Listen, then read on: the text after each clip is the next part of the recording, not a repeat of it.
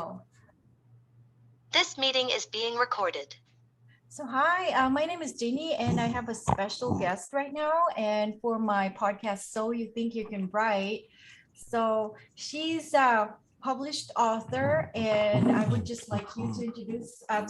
Sorry about that. My dog Bacon wants to join, and yeah. Um, and so yeah, so this is for my podcast, So You Think You Can Write, and my YouTube channel as well.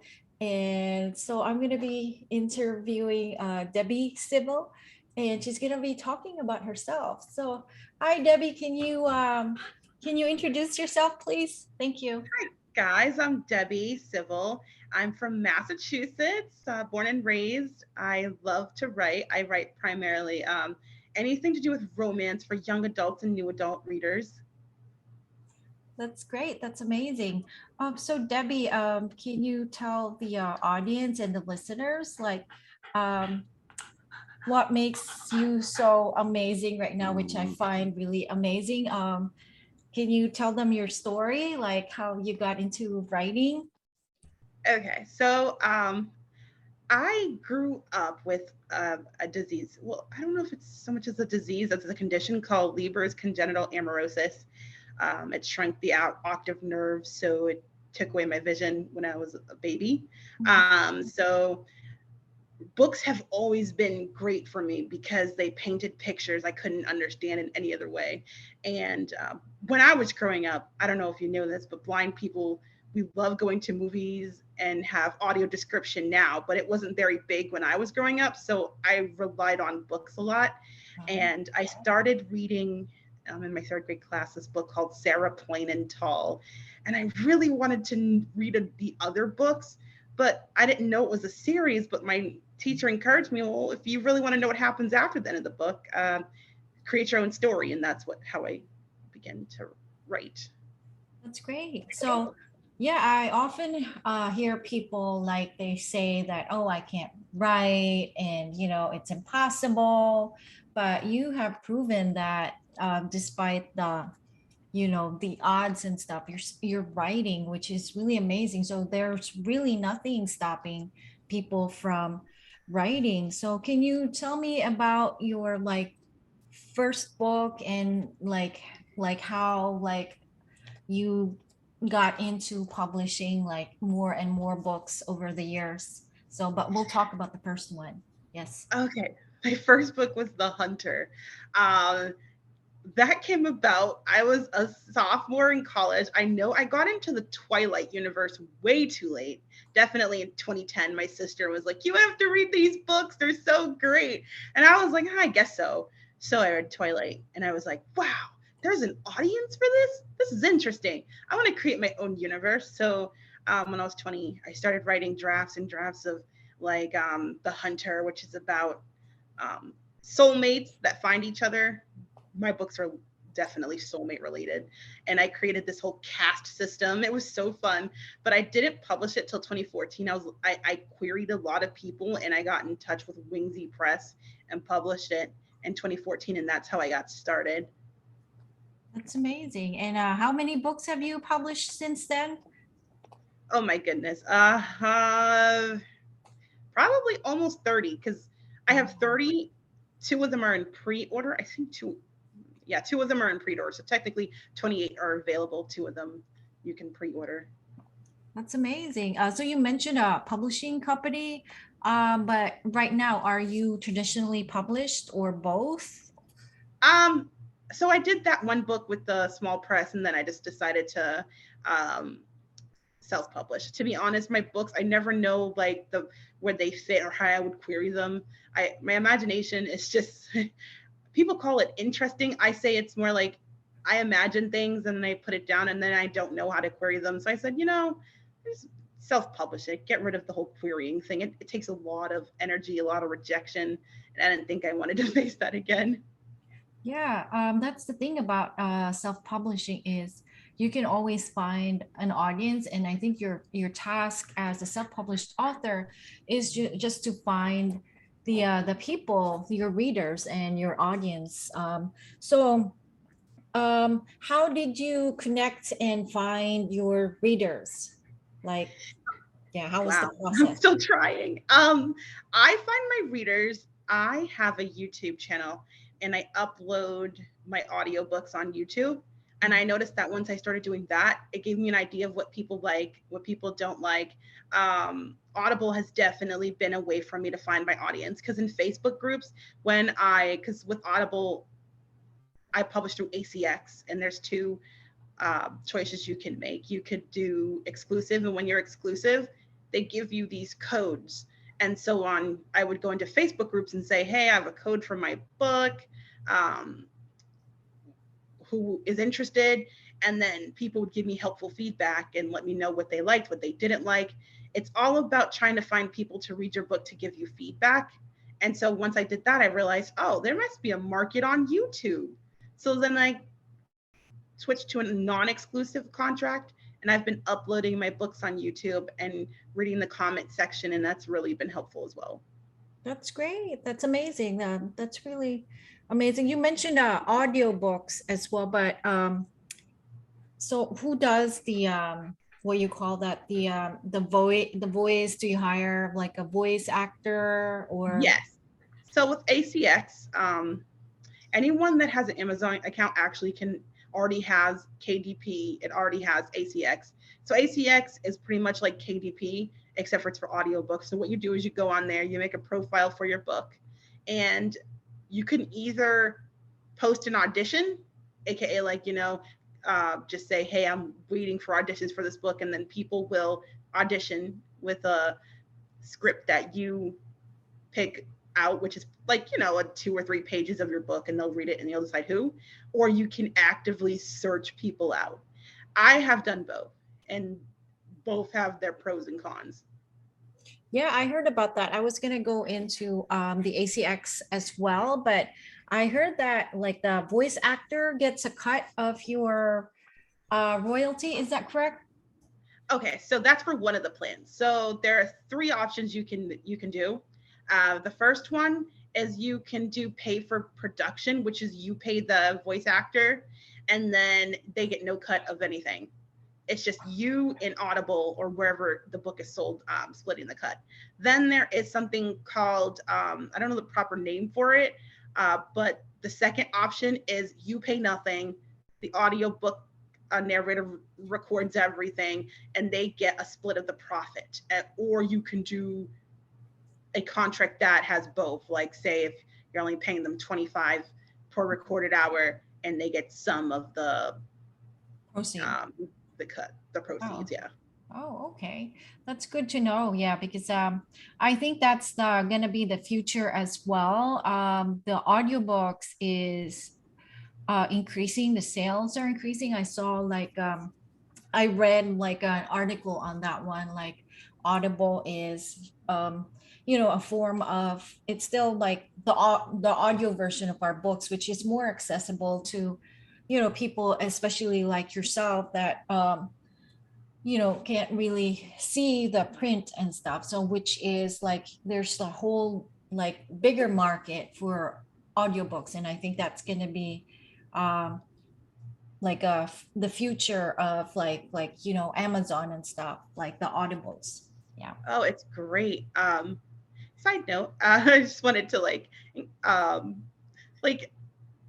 blind people can we can listen to, we have a screen reader that helps with our computer and our phones, and I'm telling you, listening to Siri read a book versus listening to the audiobook, huge difference.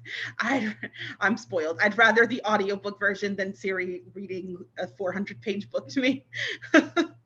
Oh yeah, In that yeah. way. I've heard about it. I do have clients that are, have vision deficits and stuff. They do have that reader, the text to speech thing, or this yeah, that reads the stuff for them. But I think that the uh, the accent is very like stilted, like the AI is still Oh. not good yet. Yeah, not good at all. Hey, but we've come a long way technology-wise, so I can't complain.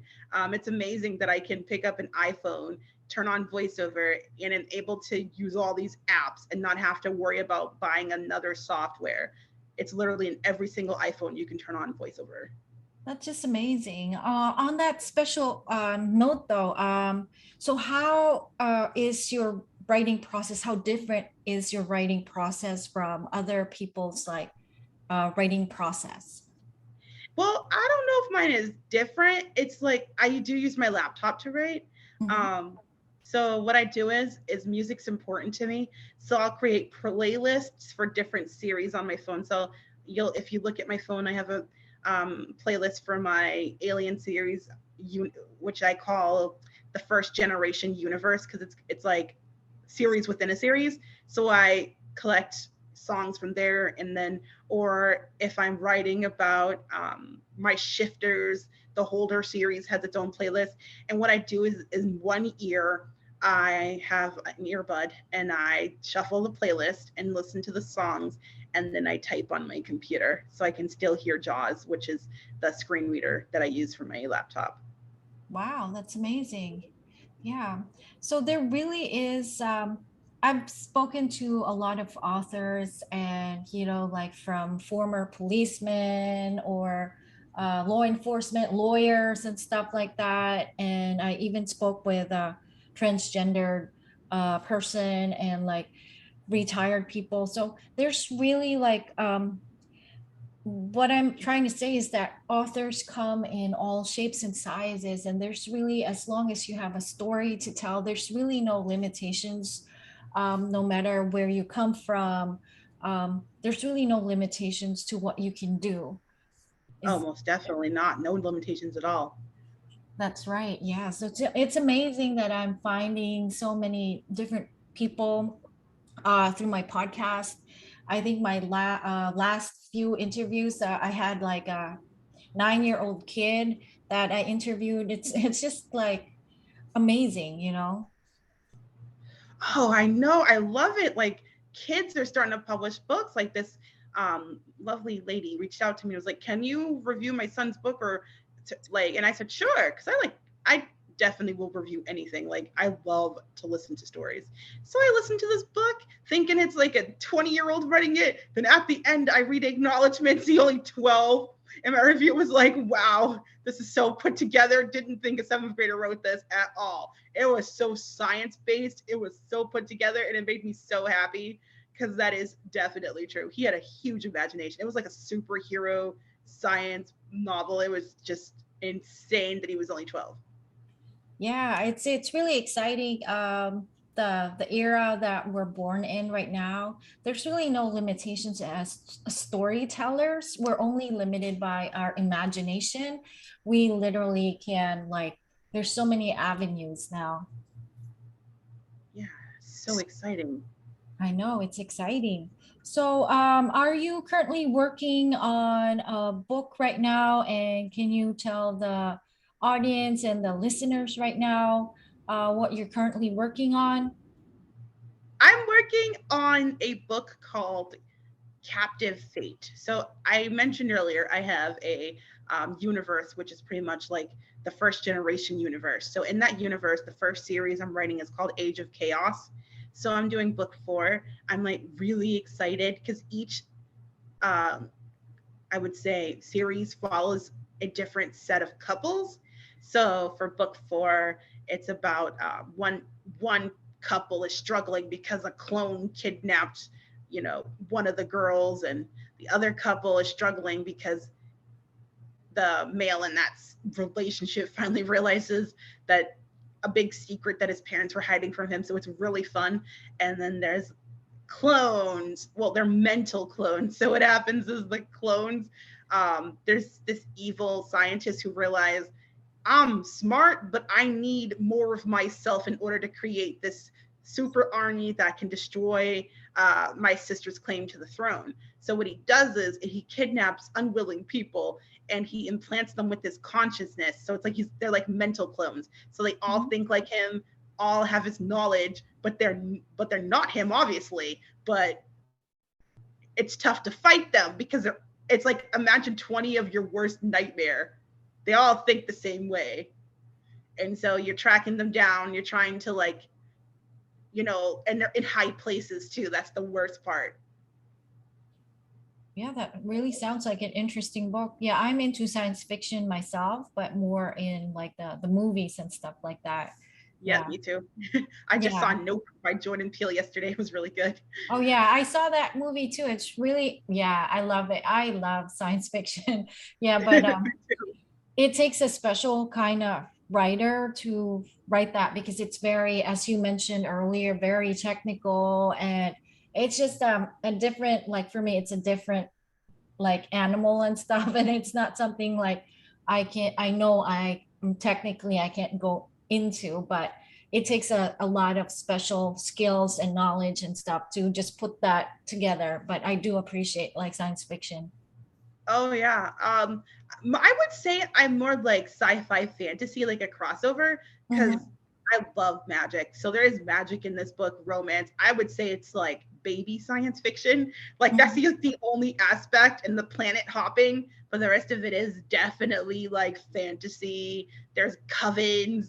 Imagine like all of that just smashing together, because I got sick and tired of reading books of where Earth is so useless, and oh, they have no defense against alien invaders, and we're just poor little earthlings. So I created this premise where these casters are the protector of Earth, and they repelled um, the Olympians, who are a different race. Mhm.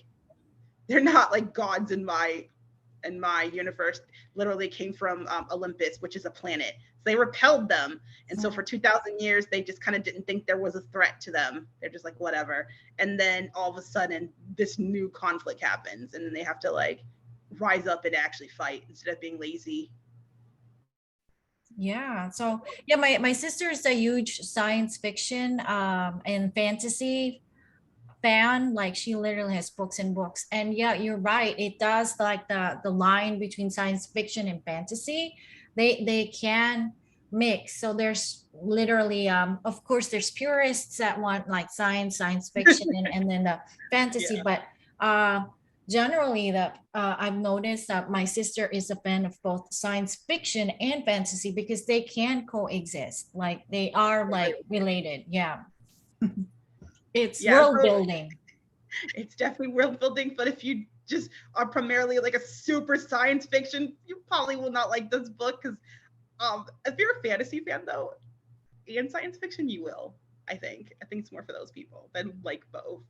Yeah, I'll tell my sister to check it out. She's like huge science fiction and fantasy fan. Like she has trilogies and like the 12 book series and stuff. She loves that. She eats it up and stuff. Yeah. Yeah. But I'm more like I'm more contemporary. I love like, the current setting and stuff. So more contemporary fiction. Yeah. Contemporary fiction, I Yeah. write that as well. It's a challenge for me though. It takes me forever to finish writing those books. Like I wrote this book called Unexpected Engagement, and it took me like a year to finish because it's so hard. Because with fantasy, you get to make up whatever you. I'm better at like making up whatever I want, and like clones, like throw them in. But with contemporary, you have to be careful. You have to do your research. You have to, because That's it's real right. life. Yeah, that's right. It's like it's a mix between like real life and like some elements of fantasy. Yeah, it is it's a different setting and genre, but we all struggle with like writer's block. So how Oh do yeah. you deal with writer's block? So I'm currently suffering through it right now. So what I do is honestly, I change my setting. Like I will be like, hey sis, like I told her today, because I definitely commandeered her apartment. So I was like, oh, I might stay here and try to write something. And she was like, oh, okay. So I changed my setting. Music is definitely help. Or what I did the last time I'd write something that wasn't serious. I find that like veering from your project sometimes as writing something nonsensical or something that you probably won't publish, but you do it for yourself, it like kind of like unlocks the creativity. So like what happens is I'll be writing something that's just not going to be published, and then a scene will happen. I'll be like, hey, this would be good for captive fate. Oh, and then you know what I'm saying? You gotta, I guess it's like how I handle writer's block is just write. Not everything's going to be perfect. Not everything's going to be publishable, but it's okay. That's right. Yeah, that's why we have manuscripts and drafts, and we have editors as well. Like, the editors, the initially like that will like check it out if everything like Yes. fitting together, or if it's a mishmash of like, hey, this doesn't make sense. So that's why we need, all that process and stuff. But what is your writing process? Can you describe your typical day for me, like as a writer? My typical day as a writer. Let's see. I work the early shift at a call center. So I wake up very early, like at 6 o'clock. It's 5:30 if I have to go into the office. After that, my day ends at 3:30. This is perfect for a writer because then I go home. I listen to music to clear my head, and then I'll write a chapter.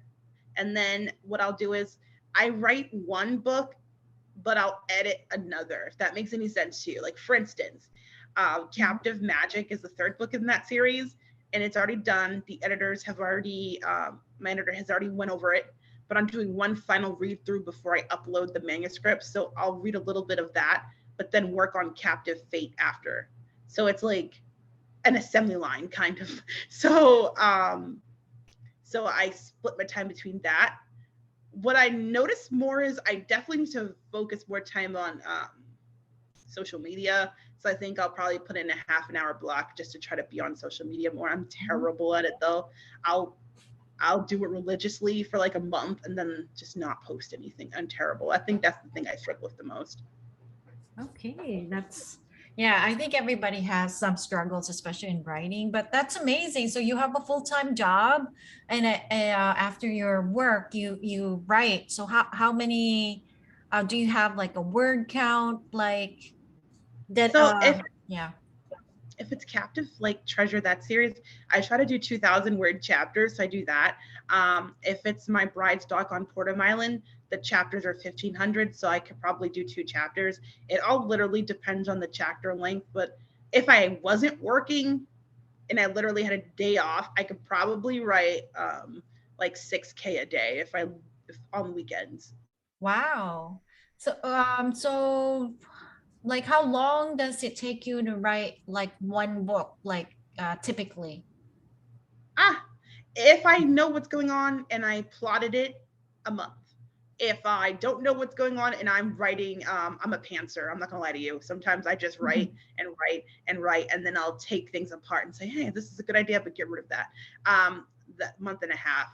But if I'm struggling, like what happened with Unexpected Engagement, a year. It depends.